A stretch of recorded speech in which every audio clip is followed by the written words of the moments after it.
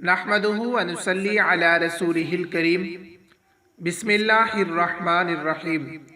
صحیح بخاری حدیث نمبر 51۔ ہرقل روم کے بادشاہ نے ان سے کہا، میں نے تم سے پوچھا تھا کہ اس رسول کے ماننے والے بڑھ رہے ہیں یا گھٹ رہے ہیں؟ تو نے جواب میں بتلایا کہ وہ بڑھ رہے ہیں۔ ٹھیک ہے، ایمان کا یہی حال رہتا ہے یہاں تک کہ وہ پورا ہو جائے۔ اور میں نے تجھ سے پوچھا تھا کہ کوئی اس کے دین میں آ کر پھر اس کو برا جان کر پھر جاتا ہے؟ تو نے کہا نہیں، اور ایمان کا یہی حال ہے، جب اس کی خوشی دل میں سما جاتی ہے تو پھر اس کو کوئی برا نہیں سمجھ سکتا۔ صحیح بخاری حدیث نمبر 52۔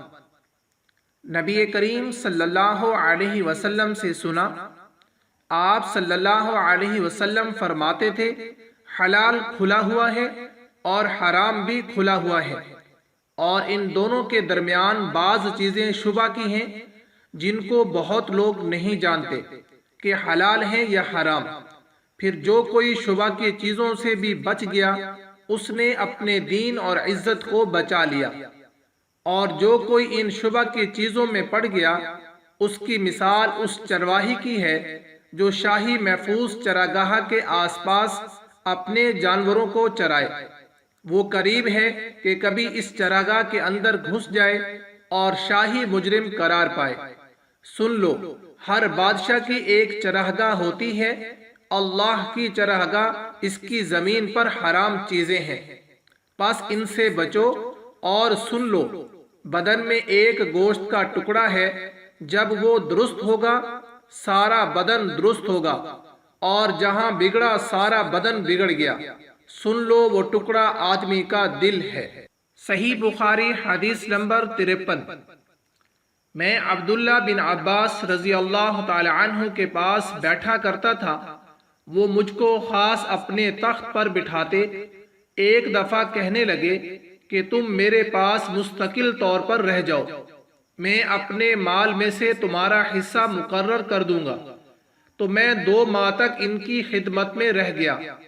پھر کہنے لگے کہ عبد القیس کا وفد جب نبی کریم صلی اللہ علیہ وسلم کے پاس آیا تو آپ نے پوچھا کہ یہ کون سی قوم کے لوگ ہیں، یا یہ وفد کہاں کا ہے؟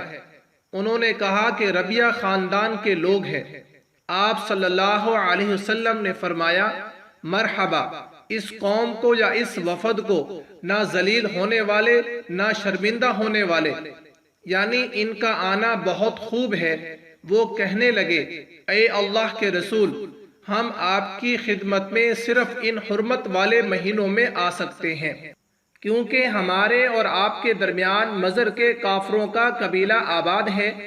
پس آپ ہم لوگوں کو ایک ایسی قطعی بات بتلا دیجئے جس کی خبر ہم اپنے پچھلے لوگوں کو بھی کر دیں جو یہاں نہیں آئے، اور اس پر عمل درآمد کر کے ہم جنت میں داخل ہو جائیں۔ اور انہوں نے آپ سے اپنے برتنوں کے بارے میں بھی پوچھا۔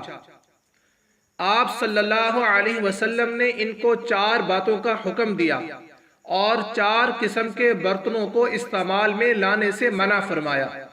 ان کو حکم دیا کہ ایک اکیلے اللہ پر ایمان لاؤ۔ پھر آپ صلی اللہ علیہ وسلم نے پوچھا کہ جانتے ہو ایک اکیلے اللہ پر ایمان لانے کا مطلب کیا ہے؟ انہوں نے کہا کہ اللہ اور اس کے رسول صلی اللہ علیہ وسلم ہی کو معلوم ہے۔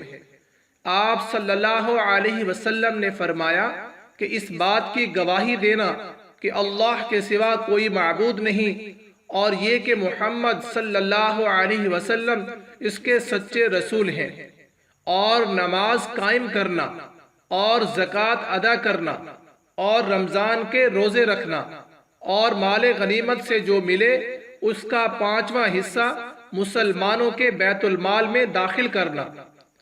اور 4 برتنوں کے استعمال سے آپ صلی اللہ علیہ وسلم نے ان کو منع فرمایا، سبز لاکھی مرتبان سے، اور کدو کے بنائے ہوئے برتن سے، لکڑی کے کھودے ہوئے برتن سے، اور روغنی برتن سے، اور فرمایا کہ ان باتوں کو حفظ کر لو اور ان لوگوں کو بھی بتلا دینا جو تم سے پیچھے ہیں اور یہاں نہیں آئے ہیں۔